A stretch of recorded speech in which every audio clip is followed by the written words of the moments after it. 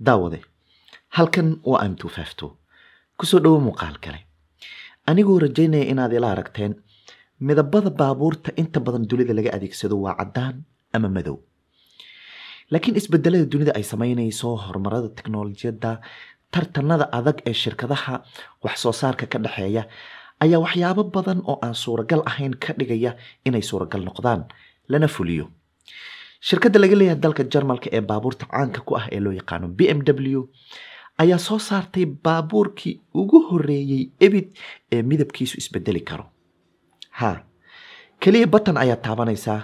midabka cadaanka ayaad ka dhigan kartaa ama buttonka ayaad ku celinaysaa oo midabka madowga ayaad gaariga ka dhigan kartaa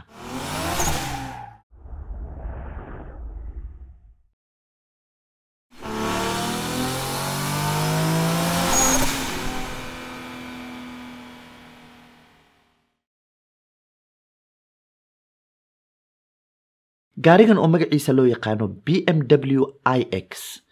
waxay shirkaddu ugu tala gashay in qofka isagoonan gaarigiisa ka dhex bixin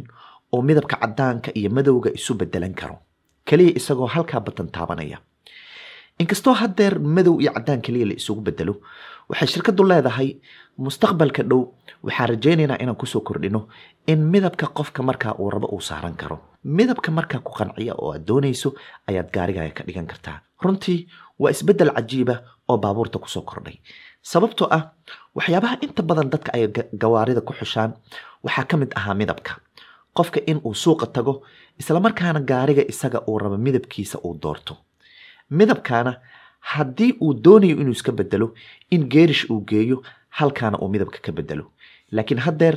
taa way ka fududaatay oo button qofka inta uu taabto ayuu gaariga midabkiisa bedelan doonaa mustaqbalka dhow ee soo socda inkastoo gaarigan uu yahay gaari loo yaqaano concept car oo ah gaari aanan weli suuqa la soo gelinin oo aysan shirkaddu weli go'aansan inay suuqa soo geliso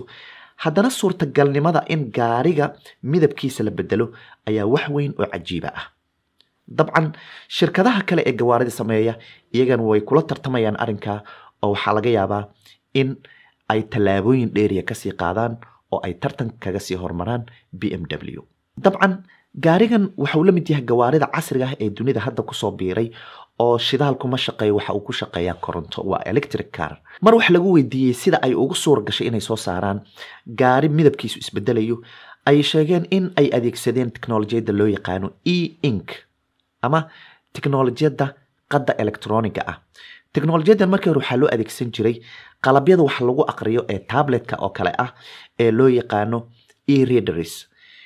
shirkadaha qaar ayaa tabletskooda kusoo sameeya sida shirkadda Amazon tabletskeeda ayuu leeyahay oo midabka cadaanka iyo madowga ayuu qofka sida buugii oo kale ay u dareemaya waxa uu aqrinayo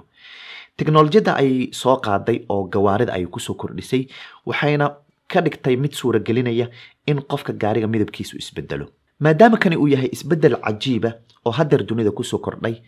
waxaan rabaa inaan ku weydiiyo sidee baad u aragtaa fadlan qaybta faahfaahinta faaladaada noogu reeb waxaan rajaynayaa inaad fikirkaaga noo dhaafi doonto si dadka kale iyagana ay fikradahooda usoo dhiibtaan dabcan waxaan kaa codsanayaa inaad muuqaalkan la wadaagto asxaabtaada anigoo kaaga mahad celinaya waqtiga qiimiga badan eed ku bixisay daawashada muuqaalkan inta laga gaaray muuqaalka xiga idankii nabadgelyo laakiin waxaan ka tegey